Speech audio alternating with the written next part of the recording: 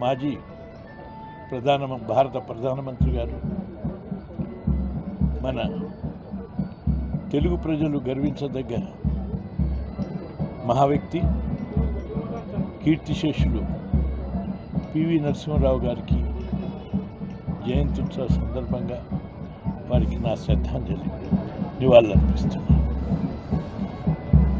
మాన్యులు PV Narasimha Rao గారి గురించి భారతదేశ వ్యాప్తంగా వారి యొక్క వ్యక్తిత్వం, వారి యొక్క ఈ జాతి పట్ల వారికి ఉన్నటువంటి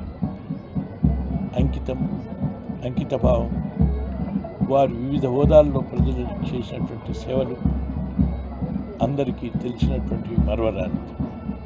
అంతకంటే మిన్నగా భారతదేశం సంక్లిష్ట పరిస్థితుల్లో ఉండి ఆర్థికపరమైనటువంటి ఇబ్బందులు, పరిపాలనని ముందుకు సాగించడంలో ఉన్నటువంటి క్లిష్ట పరిస్థితులు, ఆ దశలో ఆయనకున్నటువంటి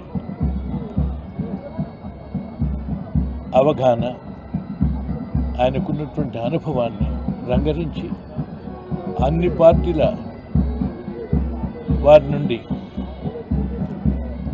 ఆమోదయోగ్యంగా పరిపాలన సాగించడమే కాదు, ఆర్థిక సంస్కరణలకు ఆరాధ్యుడు.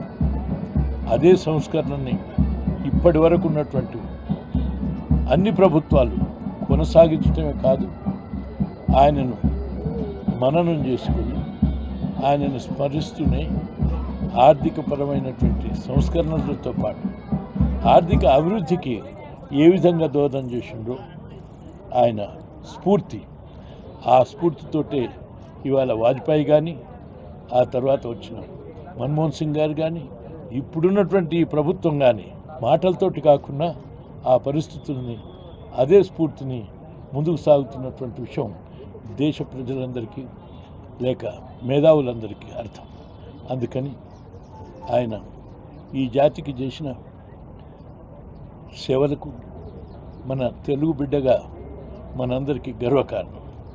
అందుకు ఆయన జయంతి ఉత్సవాలను కానీ లేక వర్ధంతి ఉత్సవాలను కానీ కేక ఉత్సవం కొరకు కాదు, ఆయన చేసినటువంటి సేవల్ని ప్రజలకు తెలియజేస్తూ ఆ స్ఫూర్తిని వచ్చేటువంటి తరం గమనిస్తూ తెలుగు ప్రజల యొక్క ఘనచరిత్రను చాటి చెప్పడానికి ఈ ఉత్సవాలని చెప్పి మనం గమనించాలి.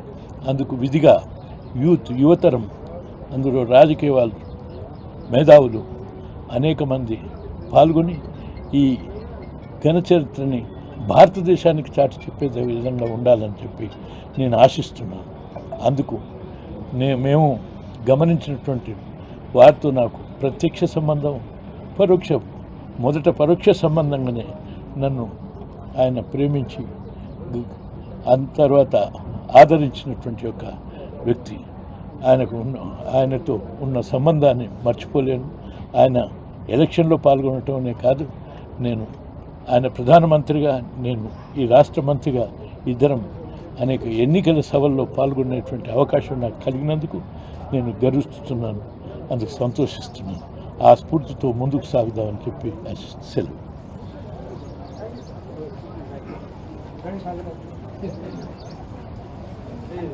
బాగా నడుస్తుంది.